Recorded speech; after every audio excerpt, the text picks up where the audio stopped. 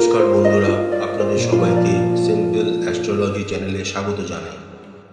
আজকের ভিডিওটিতে আমরা সিংহ রাশি জাতক জাতিকাদের আগামী আগস্ট মাসটি কেমন কাটতে চলেছে সেই সম্পর্কে বিস্তারিত আলোচনা করতে চলেছি। চলুন তাহলে শুরু করা যাক। প্রথমে দেখে নেওয়া যাক সিংহ রাশির জাতক জাতিকাদের কর্মক্ষেত্রের দিকটি। কর্মজীবনের দিক থেকে আগামী আগস্ট মাসটি সিংহ রাশির জাতক জাতিকাদের বেশ ভালো হওয়ার সম্ভাবনা রয়েছে। আপনাদের দশম ঘরে বৃহস্পতি এবং মঙ্গলের প্রভাব থাকবে। এই দুই গ্রহের প্রভাবের কাছে আপনারা নিজের কর্মে পরিণত বোধ দেখাবেন এবং সমস্ত শক্তির দ্বারা আপনাদের সমস্ত কাজ সুন্দরভাবে সম্পন্ন করতে সফল হবেন। আপনাদেরকে দেওয়া প্রকল্পগুলির অগ্রগতি উল্লেখযোগ্য হবে, যার কারণে আপনারা আপনাদের কাজের ক্ষেত্রে ভালো সাফল্য অর্জন করতে পারবেন। মাসের প্রথমার্ধে আপনারা আত্মবিশ্বাসে পূর্ণ হবেন, কারণ আপনাদের দশম ঘরের অধিপতি শুক্র আপনাদের রাশিতেই গোচর করবেন। তার জন্য আপনারা সমস্ত কাজ সুন্দরভাবে সুষ্ঠুভাবে সম্পন্ন করতে সফল হবেন।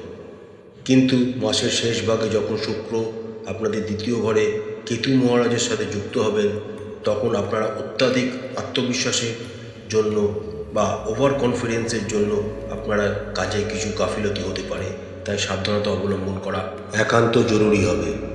আগামী আগস্ট মাসে আপনারা আপনাদের কর্মক্ষেত্রে সুষ্ঠুভাবে কর্ম সম্পন্ন করার জন্য যথেষ্ট জনপ্রিয়তা অর্জনও করবেন।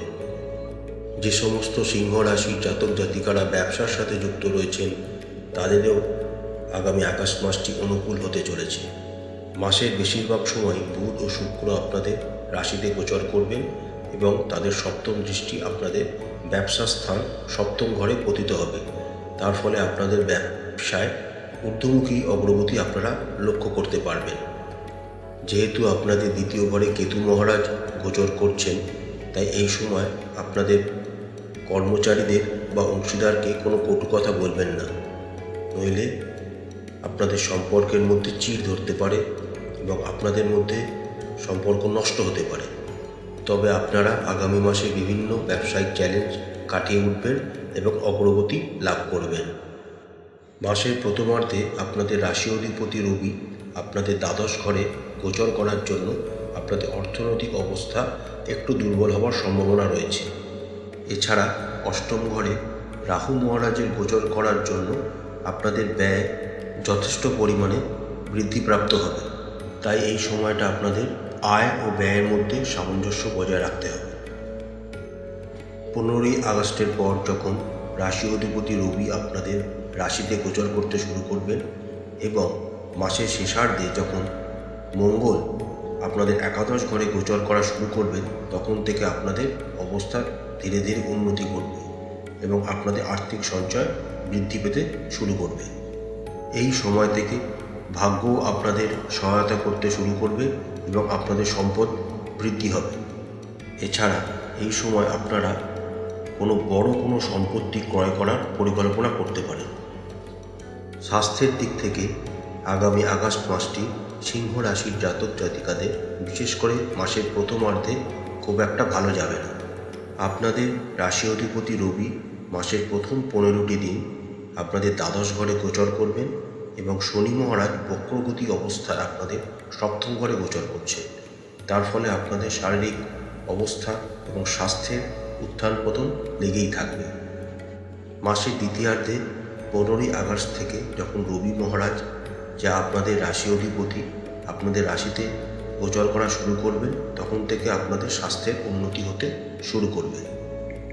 তবে যেহেতু কেতু মহারাজ আপনাদের দ্বিতীয় ঘরে গোচর করছেন, তাই এই সময় আপনাদের খাবার দাবার থেকে সাবধানতা অবলম্বন করতে হবে। বিশেষ করে বাসি খাবার বা রাস্তার কোনো খাবার বা তেলের ভাজা ইত্যাদি থেকে আপনাদের দূরে থাকতে হবে, না হলে আপনাদের স্বাস্থ্য সংক্রান্ত সমস্যা দেখা দিতে পারে।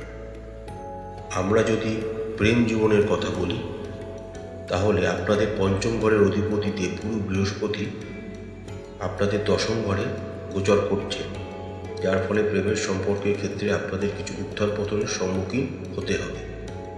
তবে আগামী মাসে আপনাদের রাশিতে বুধ ও শুক্রের মতো দুটি সুন্দর গ্রহ আপনাদের রাশিতে গোচর করবেন। তার ফলে আপনাদের মনে রোম্যান্টিকতা থাকবে, আপনাদের হৃদয়ে ভালোবাসা থাকবে, আপনারা প্রিয়জনের কাছে সেই ভালোবাসা প্রকাশ করতে চাইবেন। কিন্তু মঙ্গলদেবের দৃষ্টি আপনাদের পঞ্চম ঘরে থাকার জন্য আপনারা সেই মনের কথাকে প্রকাশ করতে ভয় পাবেন। এর ফলে আপনাদেরকে যে পছন্দ করে তারা আপনার প্রতি বিরক্ত ভাবও প্রকাশ করবে। তবে মাস এগোনোর সাথে সাথে পরিস্থিতি অনেকটা স্বাভাবিক হবে এবং আপনারা আপনাদের মনের কথা আপনাদের প্রেমের সম্পর্কে যিনি আছেন তাকে খুলে বলতে পারবেন। 24শে আগস্টের পর মঙ্গল যখন আপনাদের একাদশ ঘরে গোচর করে যাবেন এবং তার সপ্তম দৃষ্টি আপনাদের পঞ্চম গৃহে পতিত হবে, তখন আপনার প্রেমজ সম্পর্কের মধ্যে কিছু চ্যালেঞ্জের সম্মুখীন আপনাদের হতে হবে। আমরা যদি বিবাহিতদের কথা বলি, তাহলে বুধ ও শুক্রের মতো সৌম্য দুটি গ্রহ আপনাদের রাশিতে গোচর করার জন্য আপনাদের মনে রোমান্টিকতা ভরপুর মনে থাকবে। কিন্তু আপনাদের সপ্তম ঘরের অধিপতি শনি মহারাজ বক্রী অবস্থায় থাকার জন্য আপনারা আপনাদের জীবনসঙ্গীর কাছ থেকে সেরকম কোনো রেসপন্স পাবেন না। তারা তাদের নীতিতে অটল থাকবেন। আপনারা যদি এই সময় একটি সুন্দর বিবাহিত জীবন চান, তাহলে আপনাদের জীবনসঙ্গীকে কোনো রকম তিক্ত কথা বলা থেকে এড়িয়ে চলুন। রাহু মহারাজ আপনাদের অষ্টম ঘরে গোচর করার জন্য আপনারা আপনাদের শ্বশুরবাড়ির আত্মীয় কুটুম্বের সাথে দেখা করতে পারেন এবং কোনো গুরুত্বপূর্ণ বিষয় আপনাদের মধ্যে আলোচনাও হতে পারে। মাসের দ্বিতীয় ভাগে যখন রাশি অধিপতি রবি আপনাদের নিজস্ব রাশিতেই গোচর করা শুরু করবেন এবং শনির সাথে সপ্তম যোগ সৃষ্টি করবেন বা 20 যোগ তৈরি করবেন, তখন আপনাদের সম্পর্কের ক্ষেত্রে বিশেষ সচেতন হতে হবে। পারিবারিক দিক থেকে আগামী আগস্ট মাসটি সিংহ রাশির জাতক জাতিকাদের মিশ্র ফল নিয়ে আসতে চলেছে।